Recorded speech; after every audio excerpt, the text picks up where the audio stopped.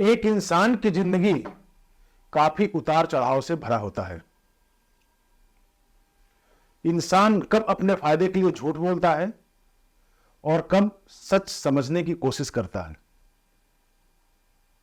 आज यही विषय हमारे बीच चर्चा का है और इस पर चर्चा करने के लिए आज हमारे बीच जाने माने योगी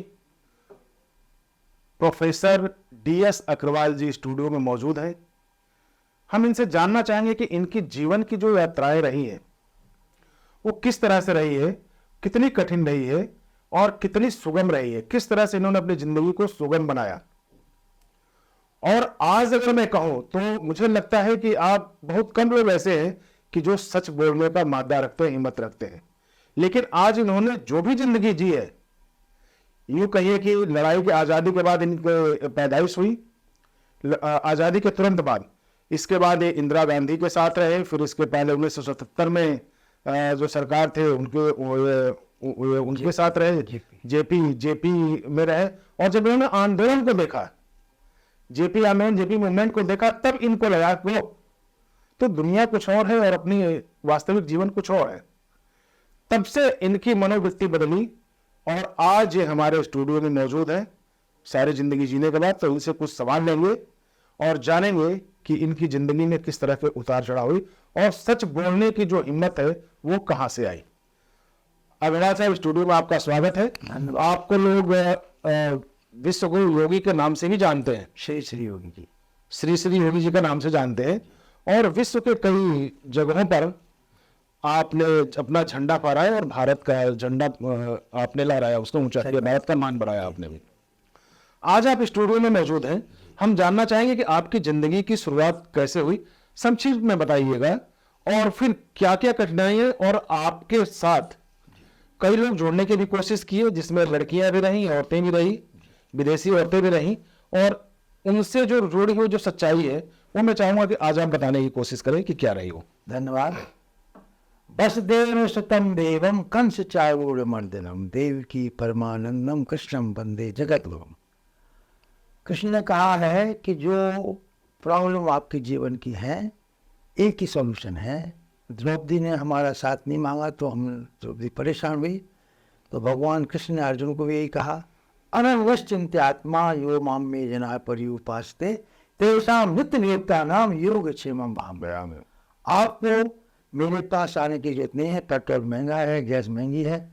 अगर आप मेरा अनन्वश्चिन्त्यात्मा जो निरंतर मेरा चिंतन करेगा, मैं उसके पास आऊँगा, तो ये मेरे पास मसला बंदा बनाने की जरूरत नहीं है। इसी बात को मैंने स्वीकारा है और मेरे को जब भी वक्त में जरूरत पड़ी तो परमात्मा, चाहे हनुमान जी के रूप में चाहे कृष्ण के रूप में मौजूद हुए। इसलिए मैं उनका सम्मान करता हूँ संघ के द्वारा।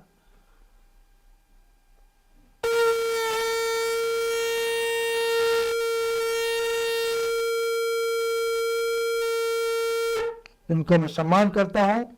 और हर व्यक्ति को अगर जीवन में कुछ जानना है, पाना है, परमात्मा से जुड़ेंगे, सारी समस्याएं हल हो जाएंगी। ये मेरा पूर्ण विश्वास है। मैंने ऐसी ऐसी समस्या झेली है कि मैं जेल भी जा सकता था, मेरा मर्डर भी हुआ, लेकिन परमात्मा ने मेरा साथ दिया और मैं आज यहाँ बैठा हुआ हूँ 77 साल का, 77 में फिट हूँ मैं। और मेरी वाइफ ने बरदान दिया है कि बहुत से लोग आकर देख रहे थे कि 700 वर्ष भी जिए हैं, 600 वर्ष भी जिए। आज हिस्ट्री निकाली है, देवा आधा 390 साल जिए हैं। तो उन्होंने मुझे परसों कह दिया कि आपको 500 वर्ष जीना पड़ेगा। तो चलिए कोई बात, चलिए तो फिर जी। मैं चाहूंगा कि जो 77 की आपने शुरुआत की जी, आपका रुझान राजनीति की तरफ बढ़ा, वो क्या घटना थी, किस तरह घटना? देखिए 1975 में जब इमरजेंसी लगी तो उसके बाद हम लोगों ने थोड़ा बहुत स्ट्रगल किया। जेल जाने से जरूर बच गए हम, हमें जाना था, हमारी वाइफ प्रेगनेंट थी जिसे उन्हें छोड़ दिया। लेकिन हमें ऐसा लगा था कि हम जयप्रकाश नारायण जी के साथ जुड़े थे। संपूर्ण क्रांति में 25 जून को इमरजेंसी डिक्लेयर हुई और वहीं पे यूनिवर्सिटी में जहाँ मैं पढ़ाता था वहीं जयप्रकाश नारायण जी आए थे। उससे मैं बहुत इंस्पायर हुआ था। डीयू में जब पढ़ा रहे थे? हाँ, मैं पढ़ा रहा था और वहीं वो आए भी थे। चौक जो है क्रांति चौक नाम उसका है अभी भी, स्कूल के पास में। हम लोग सामने पढ़ाता था दिल्ली स्कूल ऑफ इकोनॉमिक्स में। तो हमें बड़ी प्रेरणा मिली कि चलो हम लोग जो इतने जीवन में लोग कष्ट में हैं और सरकार अगर ठीक हो तो प्रजा अपने आप ठीक होती है, ऐसा नहीं है लोग। जी जी। बिल्कुल सही बात है जी। आगे जिस तरह से आप देखते थे कि जिनको आइडियल आप मानते थे, जयप्रकाश जी हो गए, इसके पहले भी एक दो कई थे हमारे, कई नेता आए उस समय। स्वामी शिवानंद स्वामी थे, अध्यात्म गुरु हमारे स्वामी प्रभुपाद थे, ये हमारे अध्यात्म गुरु रहे। बाकी तो देखिए राजनीति में तो बहुत लोग होते हैं। क्रांति का जो नारा था उस समय, जी, क्रांति के नारे को किस तरह से आपने लिया, और फिर अंदर खाने में आपने क्या देखा, नेताओं में क्या चल रही थी? देखिए हमारी उम्र उस समय मुश्किल से थी 28 साल की, तो उस समय हमारे अंदर तो इतनी मेच्योरिटी नहीं थी, या पागलपन था, या हमें लगा कि भाई ये जो कह रहे हैं हो सकते हैं। जी जी। लेकिन अब जब चुनाव हो गया, इमरजेंसी हट गई 77 में, तो हमें लगा कि अब तो हम पूरा आज़ाद भी हो गए हैं और हर चीज़ हमारी बदल जाएगी, मतलब करप्शन खत्म हो जाएगा, सब चीज़ें हो जाएंगी, जो हम चाहिए मिल जाएगा। लेकिन ऐसा नहीं हुआ, इससे हमको बड़ा अजीब लगा। हम डेली लगभग कई मिनिस्टर में पोस्टों में फीटकार थी, कई मिनिस्टर को मिला के मिली पार्लियामेंट, उसमें आपकी ये जो जिन्होंने ये बनाया, तो कई मिनिस्टर थे, नायक जी थे, कई थे, तो हम वहाँ पार्लियामेंट में जाते थे लगभग डेली। जी जी। उस समय कोई इतने ना पास बनते थे ना कुछ, कार भी आप ले जाओ, बस भी पार्लियामेंट जाती थी, तो कोई रुकावट पहचान होनी चाहिए आपको, बस इसके मैं कुछ पूछता था वहाँ, नथिंग, कोई नहीं जाओ बैठ पार्लियामेंट से, कोई पास नहीं बनता था आपके वो शायद उस समय जी क्या होंगे बहुत। हाँ, बहुत छोटे थे। तो हमें लगा कुछ है ही नहीं, लेकिन अचानक जब हमने वहाँ देखा तो हमारा आश्चर्य किंतु सत्य निकला है। वो होता है दुनिया में आश्चर्य तो, लेकिन सत्य निकला। जी जी। ऐसा लगा कि ये सब दिखावा है, इसमें वास्तविकता से बहुत दूर है। सारे नेता मिनिस्टर शाम को सब बैठ के दारू दारू पी रहे हैं, गपशप लगा रहे हैं, सबकी शादियों में जा रहे हैं, जन्म।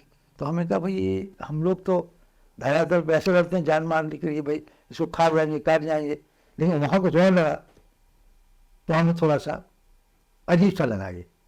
मतलब हमें लगा था ऐसा होता नहीं होगा कि भाई जैसे, हालांकि महाभारत में भी यही था कि दिन भर हिंदू तो शाम को दारू पीते बैठ के, अगर आपको बताओ सब बैठ जाते थे। नहीं, महाभारत की बात से मैं सहमत नहीं हूँ, ऐसे नहीं थे। अगर आपको पता है तो आप बता रहे हैं। तो उसके हमें लगा कि लोगों ने कहा कि सब वहीं पांडव को इकट्ठे बैठ जाते थे शाम को, और वहीं युद्ध होता था दिन भर। तो यहाँ भी लगा मुझे कि कोई कौन नहीं है दोनों में, आदि काल जो है तो आज भी हो रहा है। जी जी, ये दिखाने के लिए झगड़ा है। बिल्कुल बिल्कुल। अब आप ये बताइए कि फिर जब आप इंदिरा गांधी का शासनकाल आया, इंदिरा गांधी जेल गई जी धीरेन्द्र ब्रह्मचारी का अभ्युदय हुआ जी। तो आप धीरेन्द्र ब्रह्मचारी से काफी प्रभावित भी दिखे। एक्चुअली मैंने शायद मैं बताऊंगा कि मैं योग शुरू से करता था, और धीरेन्द्र ब्रह्मचारी उस समय में विलक्षण पर्सनालिटी थी, जो बिना कपड़े के मॉस्को भी रहे और उनको कश्मीर में भी रहते थे। तो मेरे एक मित्र थे, उन्होंने मुझे इंस्पायर करके वहाँ ले गया मुझे, और मेरा वहाँ पे संभव, उनका तो सिलेक्शन नहीं हुआ, मेरा हो गया। उससे मेरे को योग में बड़ी प्रेरणा मिली, ट्रेनिंग मिली मैंने, ये मेरा मेन लक्ष्य था और मुझे प्राप्त हो गया। फिर मैंने योग की शिक्षा भी करी, किताबें वगैरह लिखी हैं। तो योग जो है अपने आप में बहुत ही अच्छा साधन है। अगर कोई योग को अपना ले तो एक क्षण मृत्यु तक जा सकता, जो अब मैं कर रहा हूँ। मेरा फाइनल लक्ष्य ये है कि योग के माध्यम से, जैसे शंकराचार्य को परकाय प्रवेश सिद्धियाँ थी, तो वो सिद्धियाँ आपको मिल सकती हैं। ऐसा वाल्मीकि को सिद्धि थी, वाल्मीकि ने विषम लिख दिया, जी जी। घटना हुई नहीं, वो सारा लिख दिया, राम ऐसे होंगे, ऐसे वन में जाएंगे, ऐसे सीधारण होगा, तो ऐसे कैसे मिल दिया है। तो अब मैं लोगों को चाहता हूँ कि प्रोफेशनली ना करें, लेकिन कम से कम अपने नहीं जाने ये क्या है विद्या, उसको रिसर्च करें, उसको अपनाएं, ताकि कम से कम आप इस देश में रहते हुए इच्छा मृत्यु तो प्राप्त कर लो। और कुछ नहीं मिलता है भाई, अगर चाहे PM नहीं मिल सकते, CM नहीं मिल सकते, ये तो आपके बस की बात है। मरना जीना तो आप चाहते हो, आपके बस में, परमात्मा की कृपा है, हर चीज़ परमात्मा की कृपा से प्राप्त होगी, करेंगे आप, परमात्मा कुछ नहीं करेगा। इसलिए मेरा लक्ष्य अब ये है कि हर व्यक्ति को इच्छा मृत्यु को जानना चाहिए कि क्या है ये, और प्राप्त करना चाहिए। कितना नजदीक पहुंचे हैं आप इच्छा मृत्यु को जानने में? देखिए 3 बार तो मेरा मर्डर हो चुका है और मैं बच गया है, और अभी मैं भगवान नहीं, मर्डर है या अटेम्प्ट टू मर्डर है? Attempt to murder, sorry attempt to murder. जी जी। हाँ, उनको अटेम्प्ट टू मर्डर मानेंगे बड़े तो मैं जब आप बचे हैं हमारे हाथ में तो अटेम्प्ट टू मर्डर। मैं तो देवदानी हूँ, मैंने अपना शरीर दान कर दिया है। किसको?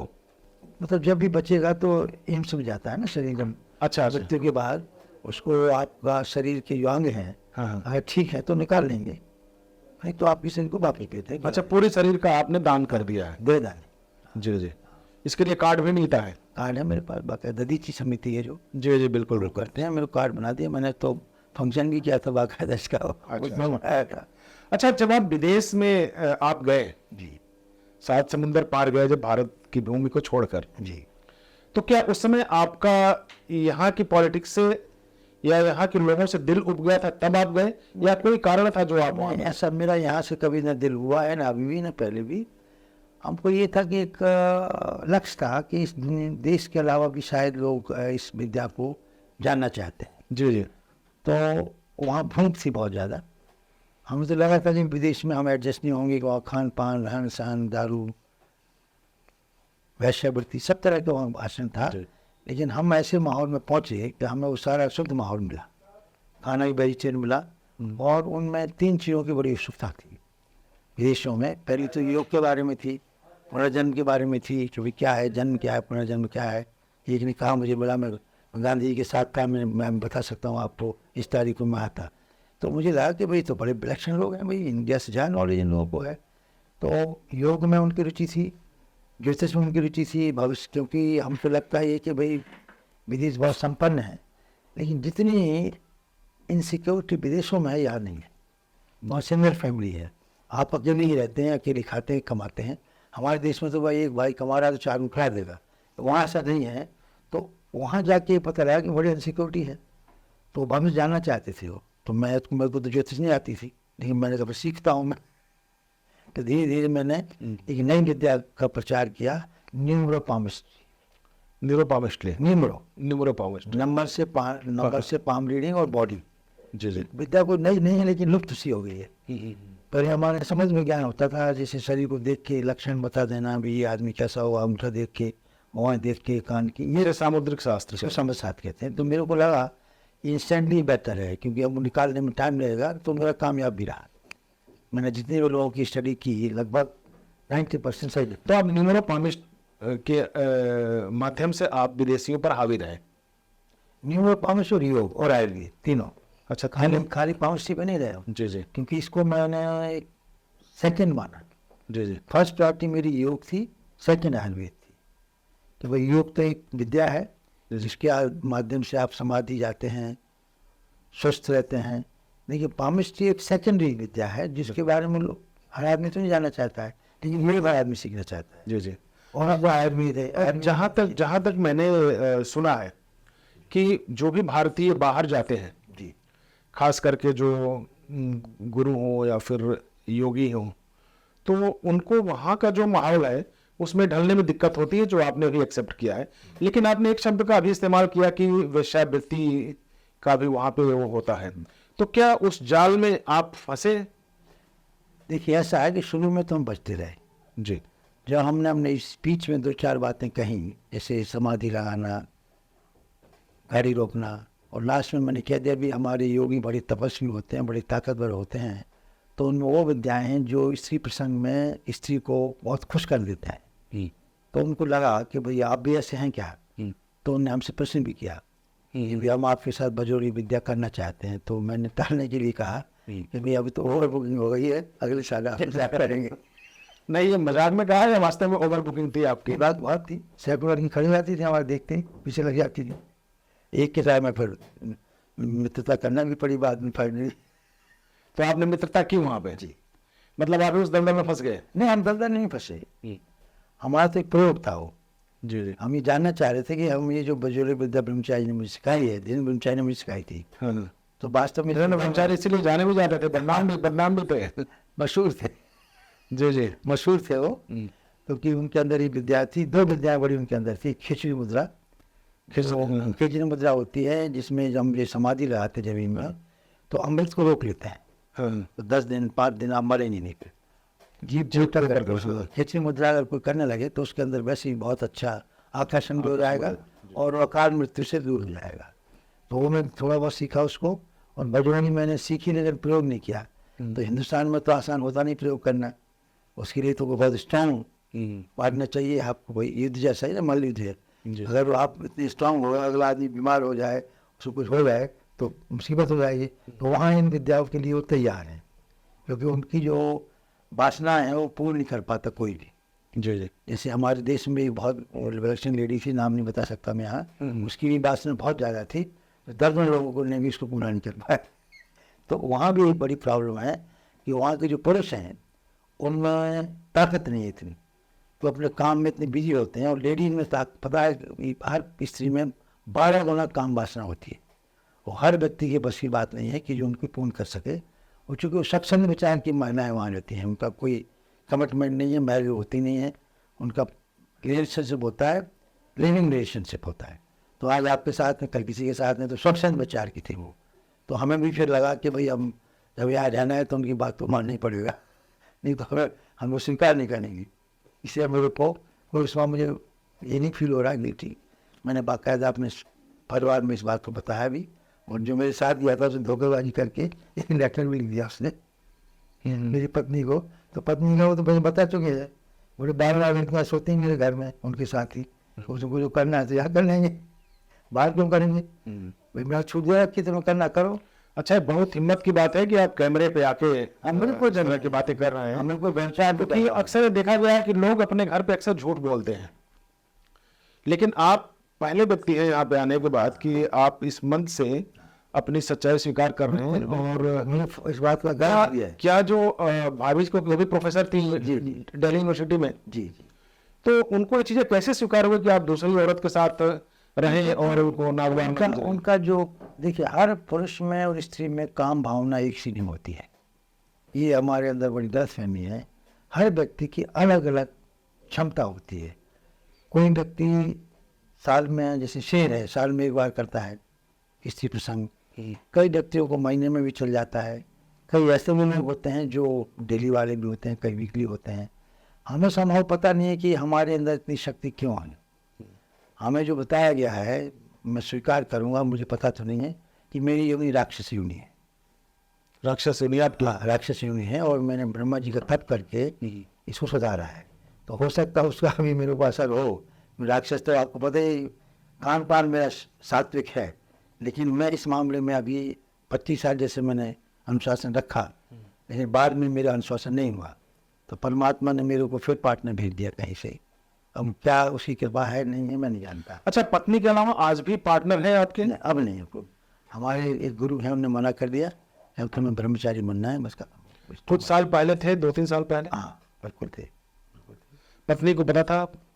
पूरे परिवार को पता है, पत्नी को पूरे परिवार को पता है कि भाई इनके साथ कोई है, उनकी हर तरह से हेल्प करती। खाली उससे रिलेशनशिप फिजिकल से मतलब नहीं था, वो हमारी पूरी केयर थी, खाना बनाना, खिलाना, सब चीज़ें करना, देखभाल करना, फ़ोन करना। तो वो एक तरह से आप कह सकते हैं असिस्टेंट है हमारे हर काम में, खाली फैमिली के लिए नहीं, हमारा हर काम में सहयोग था, इससे हमारा रिलेशन बन गया। योगी जी, हमारे समाज में एक सिद्धांत है कि जो चोले पाने हों, जो दाढ़ी बढ़ाए हों और जिनमें तेज हो, उनको लोग आदर्श मानते हैं। तो क्या आप अपने को उस कैटेगरी में मानते हैं? क्योंकि आप खुद मान चुके हैं कि आप राक्षस योनि में आपका प्रादुर्भाव हुआ था, और हाँ वो भी था भाई। तो अब क्या आपको लोग आदर्श मानेंगे ये सब सारी बातें सुन के इस तरह से? 100% इसलिए मानेंगे कि मैं सत्य बोल रहा हूँ, मैं व्यवचार नहीं कर रहा हूँ। जो बहुत से लोग करते हैं, साधु संत करते हैं, वो छिपाते हैं बाद में। अच्छा, क्या होता है झूठ बोलने के पीछे? कारण क्या होता है उनका? झूठ बोलने के पीछे उनको लगता है कि हमारा सम्मान कम हो जाएगा, क्योंकि जिस रूप में हम लोग सम्मान दे रहे हैं, और जब भी जानेंगे कि भाई ये तो ब्रह्मचारी नहीं है तो महात्मा, लेकिन ब्रह्मचारी नहीं है, तो उनको लगता है कि मेरी गद्दी हिल जाएगी। ओशो ने स्वीकार किया ना, ओशो ने कहा ठीक है भाई, हम तो करते हैं, हम ऋषि मुनि हैं हम। तो हमारे यहाँ परंपरा है, ऋषियों में भी बहुपत्नी भी थी उनके यहाँ, कोई नई बात नहीं है। ऋषि लोग होते थे, सन्यासी होते थे, वो स्वीकार करते थे, वो रखते थे भी आश्रम में। तो इसमें मुझे लगता है कि जो छिपाते हैं वो पापी हैं। लेकिन हाँ, और ये जबरदस्ती जो करते हैं वो विचार है। लेकिन कोई भी इस तरह के प्रयोग करता है, जैसे नित्यानंद है, अभी थोड़ा पे नित्यानंद का, जैसे नया देश बना लिया, कोई मुझसे कहा है कि मैंने तो कई पत्नियों के साथ किया है, कई औरतों के साथ किया है, लेकिन उसने उनसे स्वीकृति की बात किया है, कोई रेप नहीं किया है। जी जी बिल्कुल, थोड़ा होगा फिर। तो मुझे तो ऐसा लगता है कि भाई देखो, बजाय इसके कि आप इसको छिपाएं और बाद में आपके कान खुलें, तो बेहतर पहले बता दो। नहीं, मनुष्य से तो आप छिपा सकते हैं, हाँ, लेकिन क्या अगर आप ईश्वर मानते हैं तो क्या ईश्वर से आप छिपा सकते हैं? मतलब ही नहीं है। ईश्वर को तो बताना है, ईश्वर देख रहा है आपका। ईश्वर तो सब देख रहा है, इसलिए ईश्वर से क्या छिपा सकते हैं? और ईश्वर ने ये तो कहा नहीं कि पाप है, ये तो समाधि है आपकी। ये जो आप करते हैं क्रिया, इससे समाधि लगती है आपकी, माइंड आपका फ्रेश होता है। जो मॉडर्न साइकोलॉजी है उसमें जैसे कुठारी, तो वो तो इसको कहते भाई तो बहुत अच्छी चीज़ है, करना चाहिए भाई। हम लोग तो चलो 6 महीने में, साल में एक बार करते हैं, 2 महीने में करते हैं। लेकिन क्या इससे समाज में कुरीतियां नहीं आएगी? जो आप अगर आप अभी लाइव चल रहे हैं और ऐसी चीजें बात अगर जाती है तो क्या इसमें समाज में कुरीतियां नहीं आएगी? नहीं, कुरीति आप क्यों माने? आप छिपा के उसको कर रहे हैं तो गलत है वो। लेकिन आप खुला रिलेशनशिप आपका किसी के साथ है और आप स्वीकार कर रहे हैं, बजाय इसके कि आपका कोई रिपोर्टर आके पकड़े कि महाराज जी स्कैनर कर रहे हैं, आसाराम कर रहे हैं, ऐसे बोले कहता भाई मेरे को तो कोई आवश्यकता है और मैं तो 2-3 लड़कियाँ चाहिए मुझे। जैसे गांधी जी का था, वो सेक्स नहीं करते लेकिन हाथ करके चलते थे, उनकी चिट्ठी भी उसी में हो जाती थी। हमारा क्या है कि जीवन का ये अर्धनारीश्वर है हम लोग, हम आधे स्त्री आधे पुरुष हैं। तो स्त्री का सत्संग होने से हमारी जो मानसिक वृत्ति है वो ठीक सी रहती है, ऐसे ज़्यादातर लोगों ने माना है। और बहुत से कॉलेज तो पहले क्वेयर नहीं होते थे, उन्होंने कर दिए। तो इससे कोई कुरीति नहीं आ रही है, बजाय इसके कि आप व्यवचार करें वो गलत है, ये छिपाए किसी के साथ जबरदस्ती करें तो ये स्वीकार स्त्री हो जाएगी, आने वाले टाइम पर हो जाएगी। यूरोप में क्यों है भाई? यूरोप में इसको व्यवचार नहीं मानते ना, जी जी। उसको रेंट नहीं मानते वहाँ। मैं अभी मॉस्को में था, बड़ी इंटरेस्टिंग बात थी वो आपको बताएं। मेरा सामान चोरी हो गया, तो लड़कियाँ मैनेजर थी सारी वहाँ पे, तो लड़कियों की मुझे शिकायत करना थी। तो मैंने वहाँ मीडिया वालों से पूछा, मुझे बताओ भाई, मैं तो झूठा बोल देगी या मुझे छेड़ा इन्होंने? बोले रशिया में कोई रूल नहीं है, लड़की कुछ बोलती रहेगी। तो ये होना चाहिए, बजाय इसके कि आप ज़बरदस्ती किसी एक लड़की की छोटी सी बात को 10 साल बाद 20 साल बाद कि भाई इसने हमें छेड़ा था, आप केस बना लिया आपने। भाई छेड़ा तो अभी केस करो ख़त्म। तो हिंदुस्तान में कुछ ऐसी चीज़ें हैं, मैं इसका कोई विरोध नहीं कर रहा हूँ, लेकिन इनको इम्प्रूवमेंट की ज़रूरत है। क्योंकि आए दिन ब्लैकमेल होता है, और अभी से कई जजेज ने भी कहा है कि तुम 5 साल इकट्ठे रहे और अब तुम कह रहे हमारे साथ व्यभिचार हुआ है, तो तुम्हें पहले करना चाहिए। हमने उनको लिफ्ट नहीं दी। तो मेरा कहने का मतलब ये कि ये जो जीवन का सत्य है कि धीरे धीरे इस देश में स्वीकार होगा, समय आएगा जब। चलिए, तो ये रहे Shri Shri Yogi ji, doctor professor DS Agarwal साहब, जिन्होंने अपनी जिंदगी से जुड़ी हुई सारी सच्चाई को बताया, कहानियों को बताया और सत्यता से स्वीकार किया इन्होंने अभी तक जो जो काम किया है। इन्होंने कहा कि हमारी पत्नी की जानकारी में हमारे कई लोगों से संसर्ग भी रहे और थे भी, लेकिन आज ये जरूरत है कि हम कुछ कुरीतियों को दूर करें और जो चीजें सच्चाई से चल सके उसी को सिर्फ आगे ले चलें, व्यभिचार न करें, क्योंकि व्यभिचार से समाज में बुराइयां फैलती है। आज के इस एपिसोड में इतना ही, अगले एपिसोड में फिर मिलेंगे, तब तक के लिए नमस्कार। आपका भी बहुत बहुत धन्यवाद। बहुत बहुत धन्यवाद, आपने हमें मौका दिया बोलने का।